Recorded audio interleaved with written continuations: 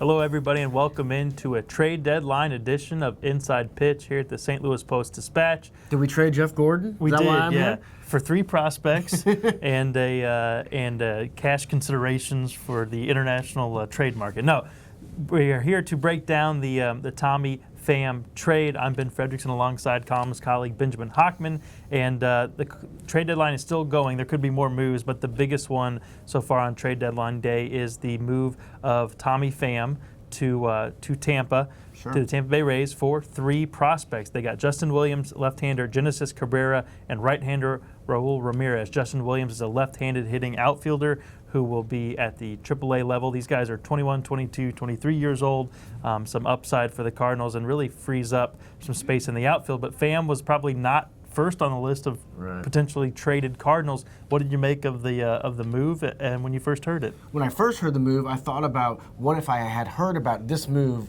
a year ago.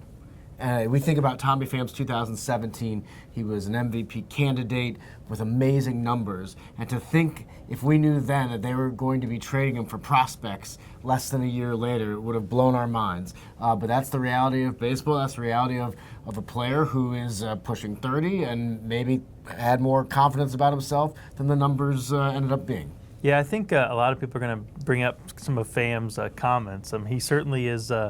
He's going to be missed because he was one of the most fascinating interviews in the Cardinals clubhouse, but he told it as he saw it. He did not pull punches. He was very direct and sometimes probably a little too honest with his opinion, but that's not why Tommy Pham is traded. Now, that relationship, he had made some remarks that I think the front office was not pleased about in the past. There was the SI interview where he talked about how he was handled as a minor leaguer. There were the comments last season about missing the postseason, feeling familiar. All of these things did not stop the Cardinals from really teeing Tommy Pham up to have a great year. And they put him in center field. They said, look, we're handing this over to you. We're moving Dexter Fowler to right field. Yeah. The problem was Tommy Pham just wasn't able to strike on the opportunity that was given to him. Yeah. He had such a breakout year last year, and then this season there were some injuries involved. There was some ups and downs, and really he wasn't able to defy the label that he's a streaky type guy who the Cardinals didn't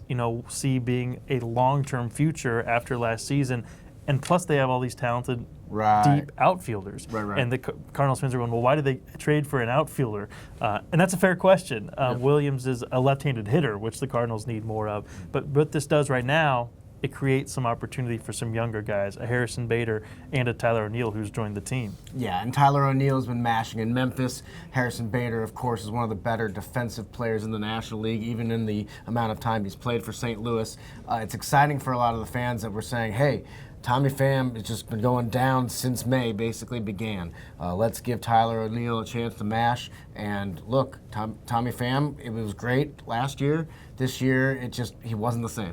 Yeah, he'll be missed from our media perspective side, but this is one thing is true. The Cardinals are looking at building a different team for 2019, and this is a clear turning of the page toward that end. We'll see if some guys can create some opportunities from it.